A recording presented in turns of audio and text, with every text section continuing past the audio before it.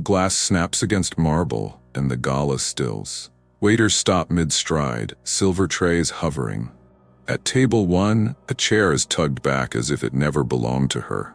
The room pretends not to look, and then everyone is looking. She doesn't raise her voice. She doesn't need to. Diamonds blink like small cameras. Place cards form neat little borders, except the card with her name is gone. A cousin of the host's, lips shiny with champagne, says it softly enough to pass as manners. Step away from the table. Not a stranger. A friend of the family. The phrase lands like a velvet stamp. She studies the distance between the table edge and the line they expect her to accept. Someone laughs behind a linen napkin. A donor clears his throat as if warnings can be coughed into the air. In the corner, a string quartet keeps playing the kind of music that tells guests they are safe. It feels expensive to be this quiet.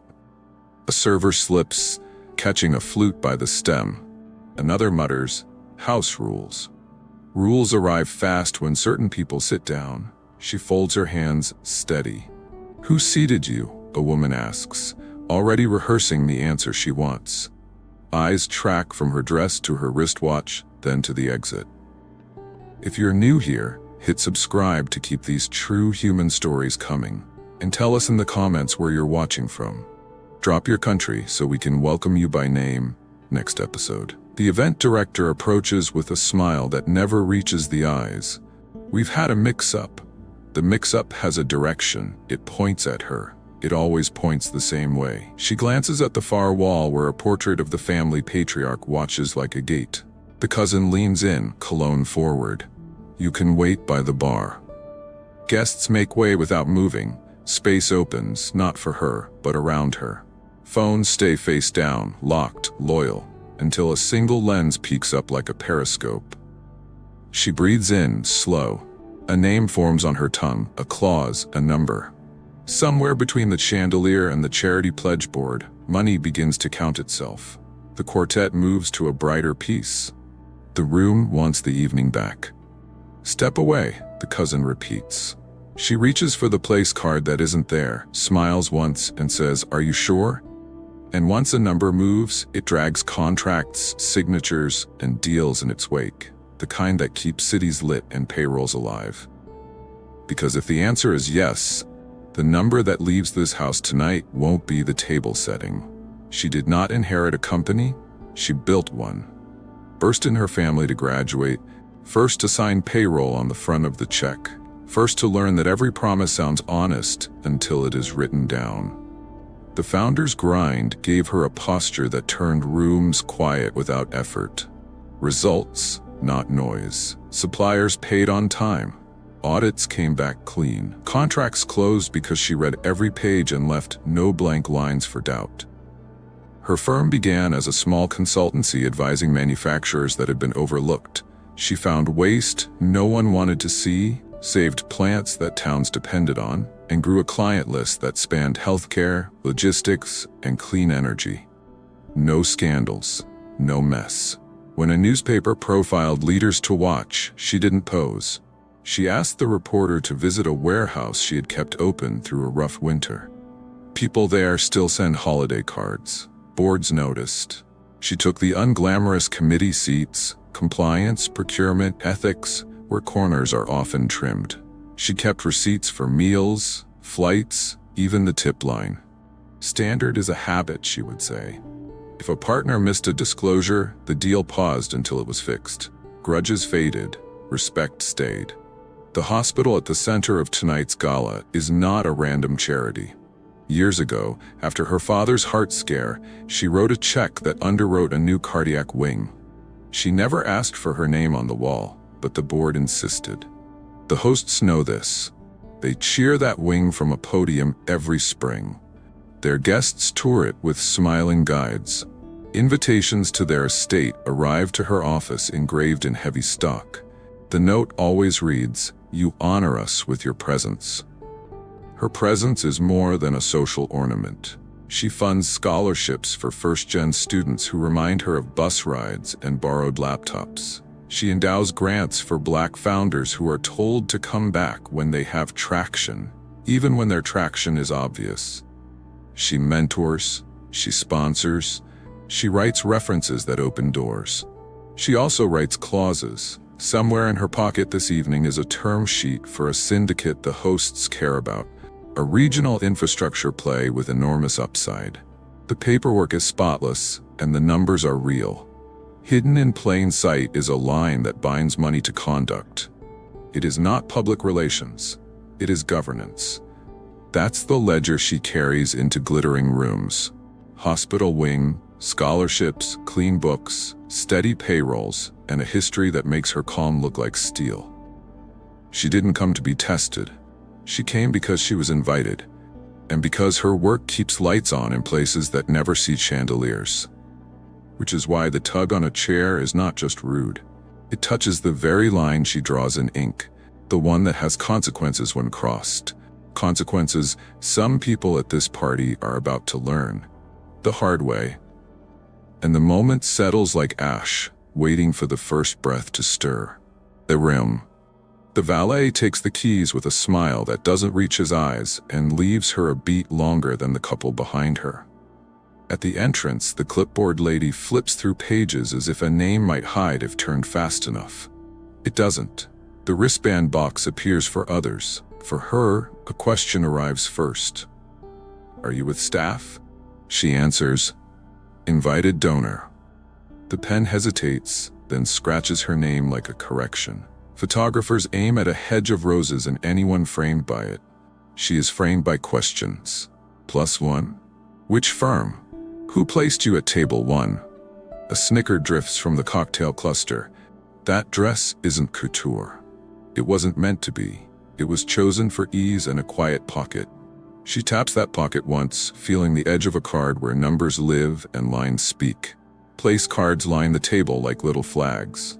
2 are swapped, hers and a cousin's new fiancé. A hostess with a glassy smile says, "We made a small adjustment." Her chair is light enough to slide. Someone already has. The gap looks like an invitation to stand. A server approaches with the first tray. "Skip this side," a woman in pearls says, not softly. The tray tilts away. A second server returns with sparkling water for everyone but her.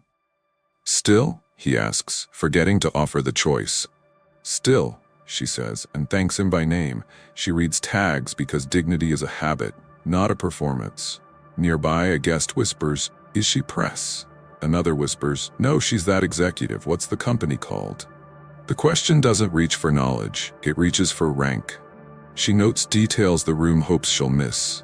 The time on the menu, the place card fonts, the badge numbers on belts. She texts a short line to her chief of staff. "Arrived. Noted 3 incidents. Logging.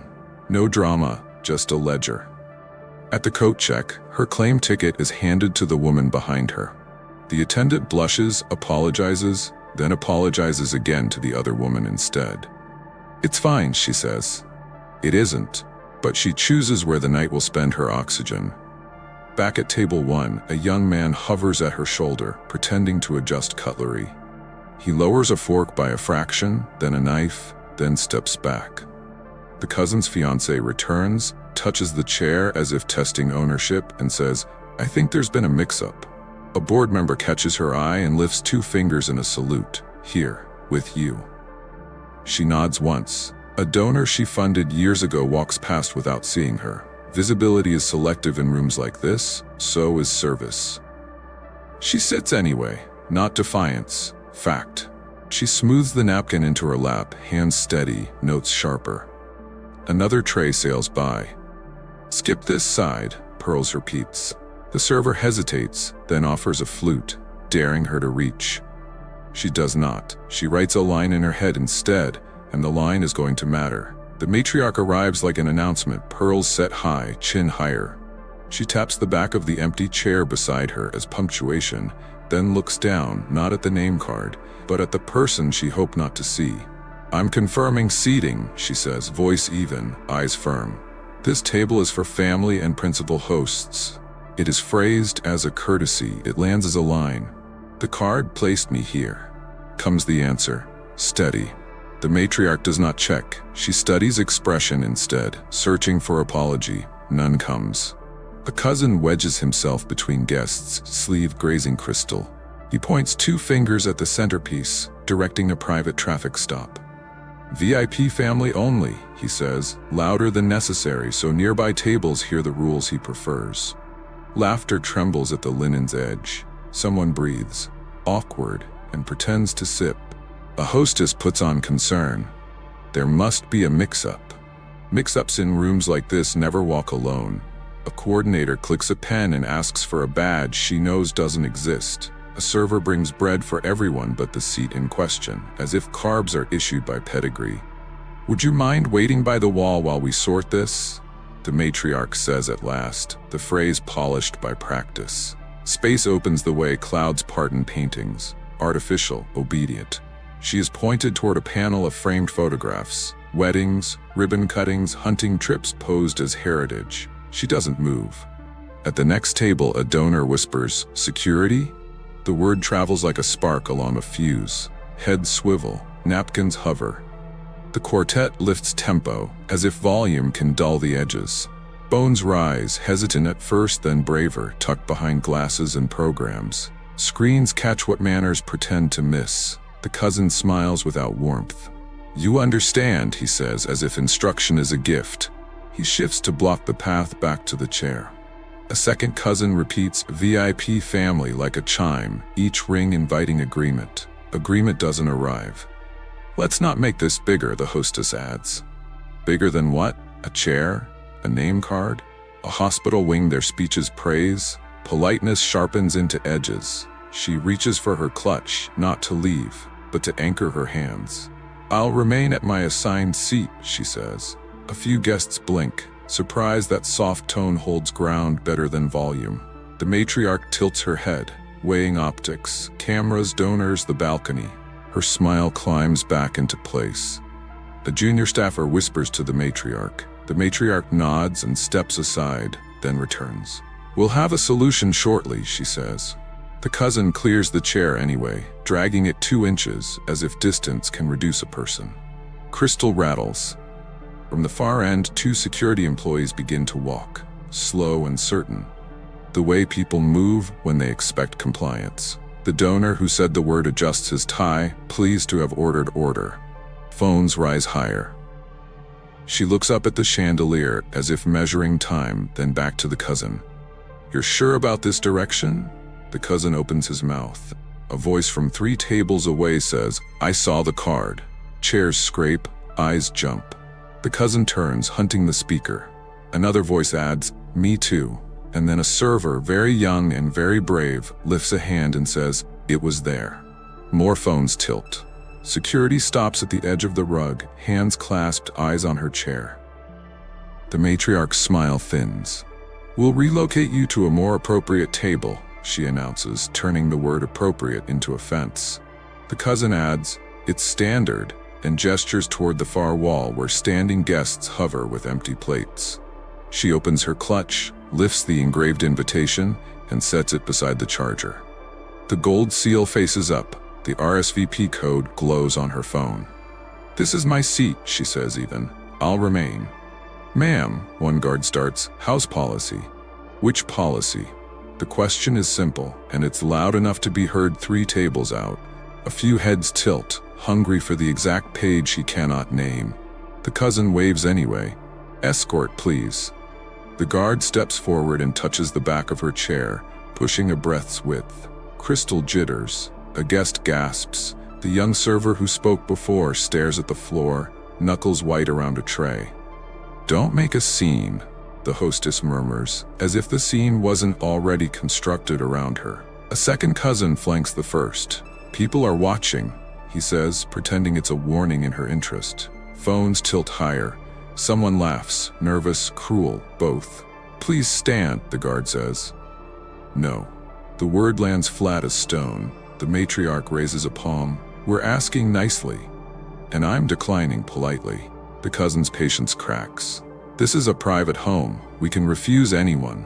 His eyes flick to her wrist, then to the exit. "Let's not escalate." "Then don't." She points at the invitation. "You asked me here. You placed me here." Her voice doesn't rise. The room rises around it. The guard moves to her side and reaches for her elbow. She slides her arm away. "Do not touch me." A tremor passes through the table. Whispers, metal on china, a flute chiming against another in a tiny, guilty clink. Someone near the podium whispers the word that flips the switch: trespass. Now the risk is not an etiquette bruise. It's a legal threat aimed at the guest they courted all spring. She breathes once, measures the distance to the event director, and says, "Call the director and call a hospital trustee. I'll wait." The cousin smirks. "Wait by the wall." He angles his body to block the chair's return, a small act meant to feel final. A donor 4 seats down clears his throat. "She funded the cardiac wing," he says, more to himself than anyone. The matriarch's smile flickers.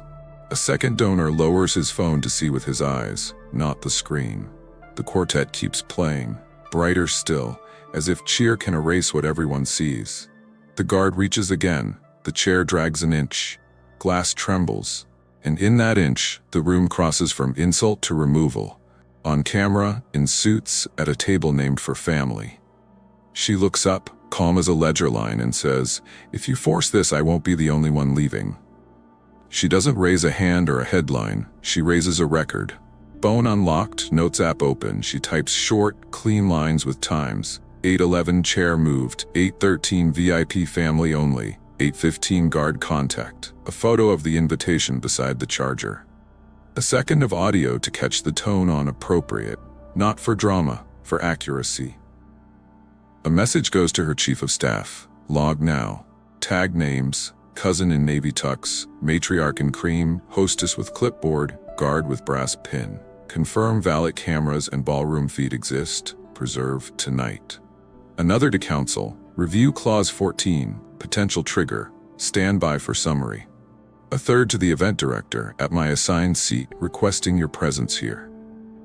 Across the table, the young server who spoke earlier breathes shallow, eyes fixed on the floor. She lowers her voice. "What's your name?" he tells her. She repeats it softly, thanks him, and asks for water. No tray needed. The request breaks a spell. He nods and returns with a glass he places like a promise. The matriarch is now conferring with a trio of donors beneath the family portrait. Their faces are set the way faces get when image outruns principle. One donor glances at his phone, looks ill, then pockets it as if the screen can't exist once hidden. She angles her chair a half inch so she can see the entry, the podium, and the nearest exit without turning. A board member meets her eyes and taps his lapel. "Call me." She doesn't. Not yet. She will not make anyone else carry the first weight. Another note. Staff badges, 4 digits, gold stripe. She lists them. She lists everything. Her calm is not emptiness. It is a ledger. Security lingers at the rug's edge, waiting for a nod that doesn't come. The cousin vibrates in place, working up courage he thinks looks like leadership. "This is unnecessary," he says to no one and everyone. She keeps typing. Her driver texts already parked beyond the gate. "All good?" Reply: "Hold. Likely departure on my signal." A second line. "Please photograph the guest list at easel by entry." 10 seconds later, a clear image arrives. Names, table numbers, connections. She saves it to a folder labeled with the date.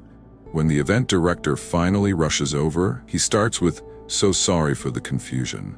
She stops him with a small gesture toward the invitation, the chair, and the people watching. "There is no confusion," she says. "There is a record. Decide how you want to be in it." He swallows, eyes flicking to phones raised, silent. At the podium, a volunteer swaps cue cards. Night tilts. The room prefers memory that blurs. She prefers memory that holds. Names first, titles second. Then the smallest details that disarm excuses. The wine ring near the charger. The cut in the cousin's cuff. The pearl clasp that kept sliding under a shawl. She collects truth the way some people collect trophies. Quietly, precisely, with no need to display it until it matters. "Could you write what you saw?" she asks the young server, voice low. He nods, takes a folded order sheet from his pocket, and prints a single line. "Place card present at seating." He signs with his first name and badge number. Hands shake, letters do not. Two donors, the ones who spoke up, step closer as if approaching a skittish moment. "You had the right chair," one says. The other adds, "I'll confirm asked." Phones hover. She doesn't point to them. She points to the invitation and asks them to read the table code aloud. They do. Their voices land like anchors. A board member approaches with practiced calm. "Is there a problem?" he asks the air. She answers the question meant for no one. The table assignment is being revoked without cause. He takes in the scene, security at the rug, the cousin's stance, the matriarch's posture, and says, "I'll stand here." Standing is not dramatic, it's visible. Visibility changes math. She captures a clean photo of the guest list at the entry easel sent by her driver. Then a second angle from a friend who just arrived. Angles matter when rooms pretend they misread. She notes the time by the podium clock and adds a short line to her log. Two witnesses, one staff note, list photographed, director notified. No commentary, just sequence. Near the bar, a junior publicist whispers, "We can seat you at table 6. Table 6 is on the perimeter. Table 1 is printed," she says, tapping the card. The publicist offers a smile made of glue and leaves a business card. It reads, "Communications lead." She tucks it beside the log. If a story is issued later, the source won't be hard to trace. The event director returns with a brittle apology that avoids the words that count. "We value you," he says. "Value without seat is theater." She says nothing. Silence pulls the focus back to action. One more staffer steps forward. A valet runner, cheeks flushed from cold air, eyes set. "Those garage cameras point at the portico," he murmurs. Audio is strong by the steps. He doesn't know he's braver than half the guest list. She thanks him and writes 3 words. Entry audio exists. The cousin sees the cluster forming and mistakes it for noise he can mute. He raises his chin, calls out, "Security." And with the word back in the air, the room tightens again, the way rooms do before a line either bends or breaks. He thinks he has the last word because he has the loudest relatives. She has something else, an instrument with ink and teeth. Clause 14 sits in her pocket like a switch.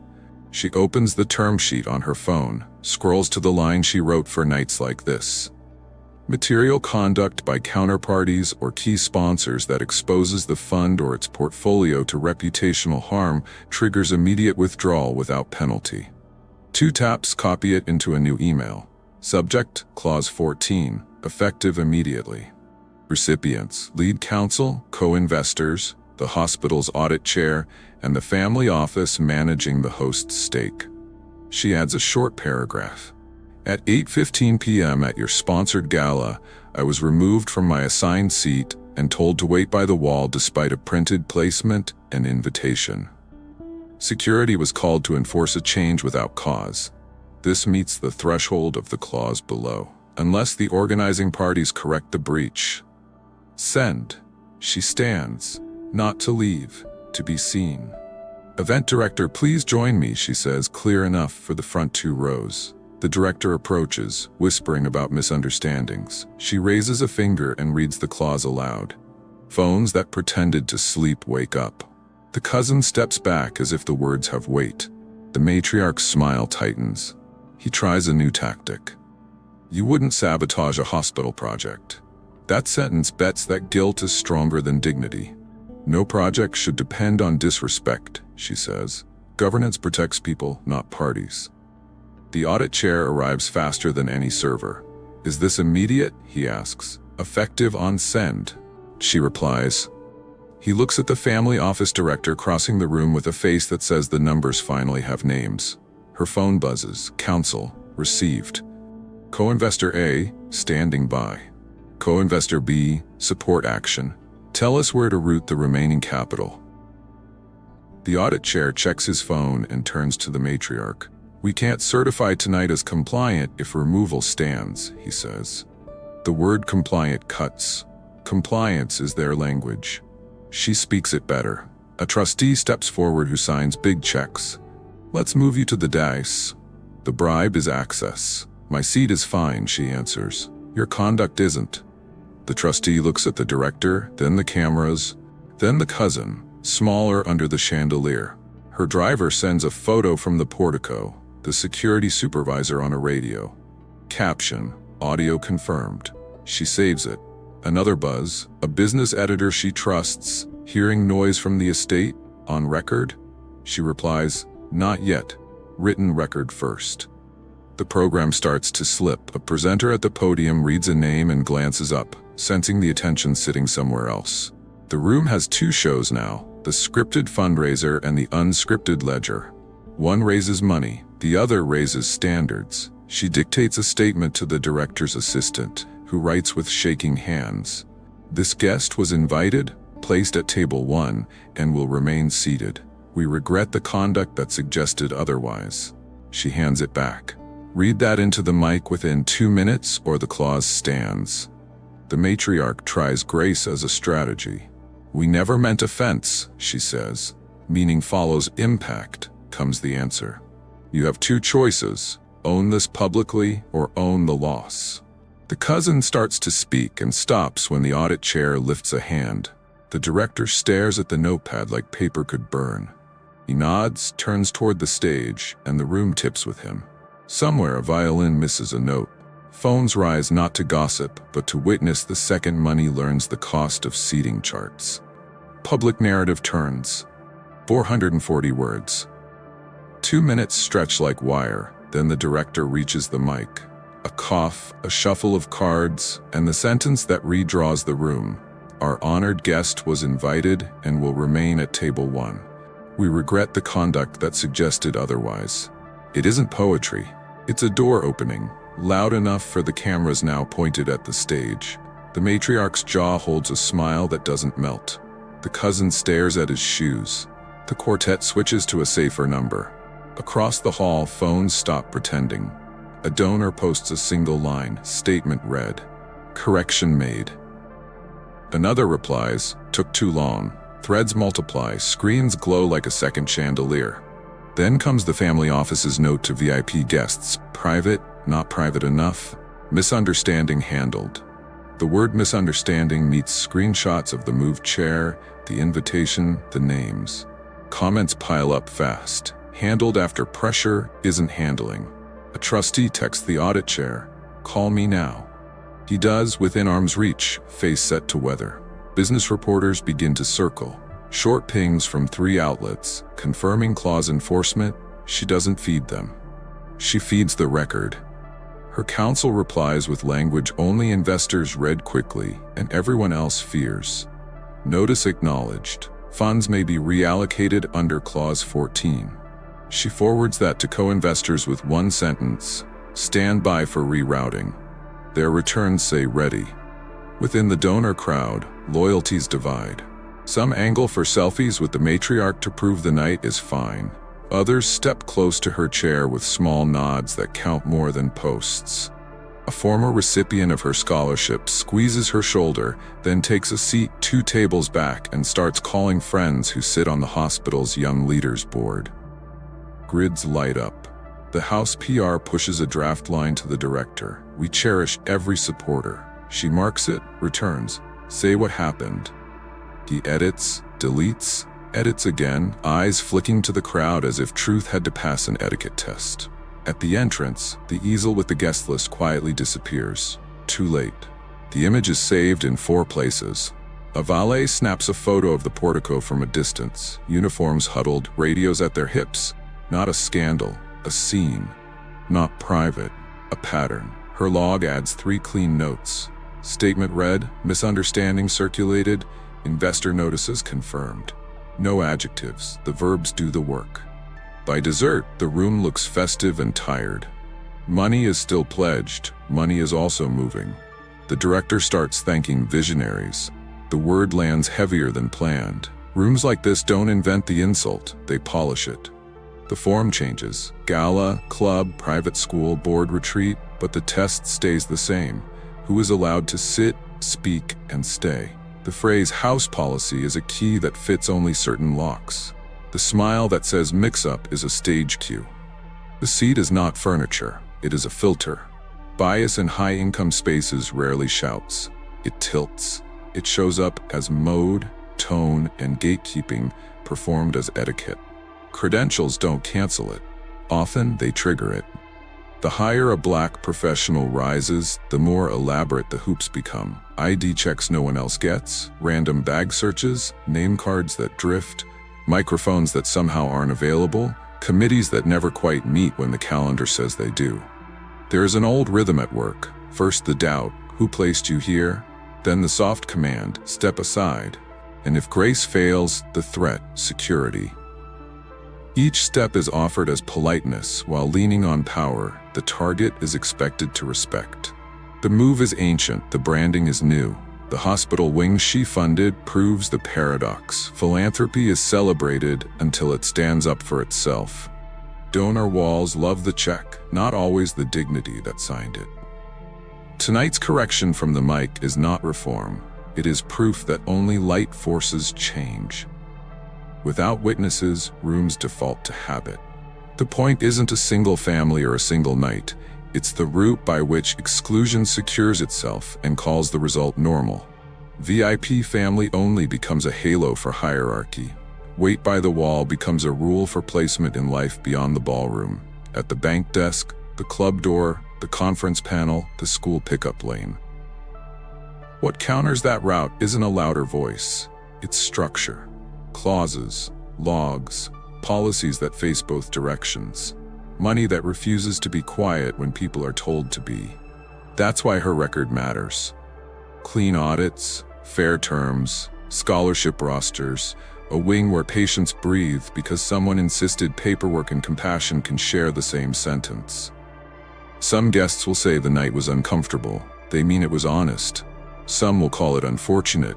They mean visible. She won't spend energy on their synonyms. She will spend it on outcomes, where checks land, which contracts proceed, which doors stay open on purpose. And this is where the story narrows from they to choices made at a keyboard. 2 words sent at the right time can move 8 figures. The ledger decides tonight. The room moves on. She moves on with a line now.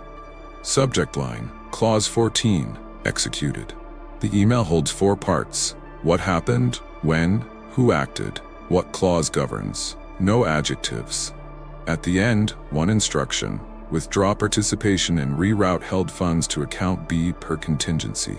Send. A second message reaches the hospital audit chair and 2 trustees. Our syndicate cannot represent your project while basic conduct remains in dispute. We welcome a formal review and written corrective action, but our capital will not wait in a room that asks us to wait by a wall. Send. Counsel replies, notice lodged, counterparties informed, wire orders queued. Co-investors follow with confirmations. One attaches a line that shortens meetings. We follow your lead. She opens her dashboard. A green bar shrinks, a blue bar grows, labels switching from the family's vehicle to a competing project that met the standard without a spotlight. Money is not a feeling, it is a lever. Tonight, it moves. The matriarch reaches the table as if charm can reverse a signature. Surely we can mend this, she says, fingers on linen like a claim. We regret the confusion. Regret is not an audit. Confusion is not a clause. Your director's statement stands, she answers, so does mine. The cousin blusters about loyalty to the hospital. Loyalty that excludes is theater. She keeps her eyes on the director, the only person with a mic and a schedule. You will document what occurred? She says, and you will send it to the board. He nods once, relief and worry warring behind his eyes. Her chief of staff texts, wire and 45. She replies, make it 30. Another line to comms, no interviews tonight. Written record only. If the story is told, it will start on paper, not on a patio. She stands, not to leave but to close the loop. Invitation in hand, she walks to the podium steps and gives the director a copy of her email. You are on notice, she says, and returns to her chair. The quartet plays something cheerful no one hears. The decision is not loud, it is final.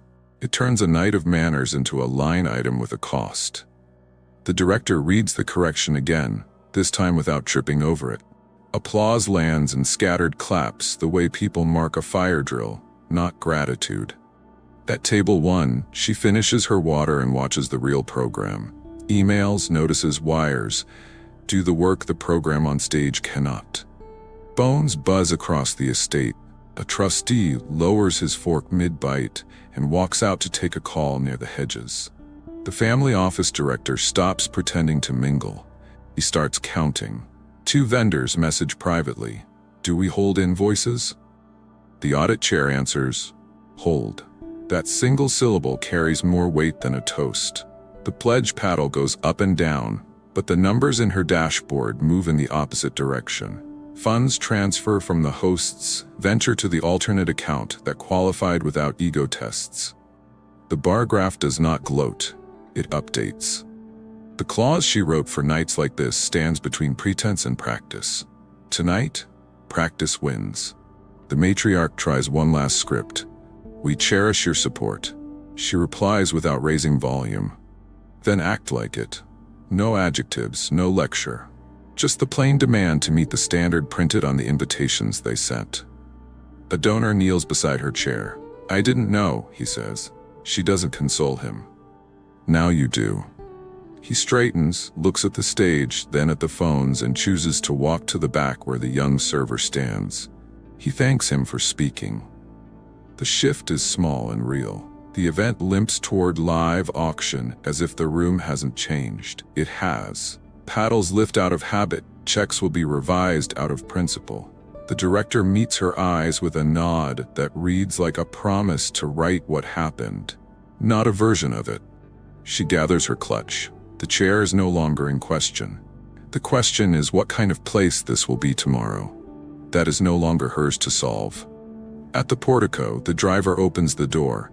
Cool air carries the faint echo of a violin and the clearer sound of a staff radio.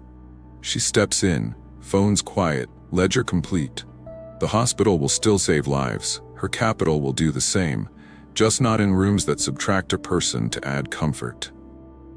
If this story found you, subscribe so you don't miss the next one. And in the comments, tell us the country you're watching from.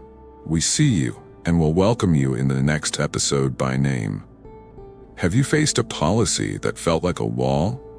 Drop your city too. Voices map patterns, and patterns change only when they're seen. The gate swings open. The car rolls forward. The estate shrinks in the mirror until it is only lights on a hill, beautiful from a distance, costly up close.